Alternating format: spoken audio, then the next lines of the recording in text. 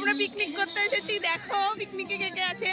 এই যে দেবাশিস মিস্টার জামাই বাবু ডান্স করছে। এই যে আমাদের বর্ষা মাহি আর আমাদের আদর্শ বাবু বাইক চালাচ্ছে। হাই করে দাও। এটা আমার ছোট দেওর বাবু বিক্রম ঘোষ। এই যে অদিতি ঘোষা, এই যে সুইটি মাহি, এইটা এই যে আমাদের ছোট আদর্শ বাইক চালাচ্ছে আর ওর মাসিমণি পিছনে বসে আছে বর্ষা মাহি, আর ওর বাবা নাচছে।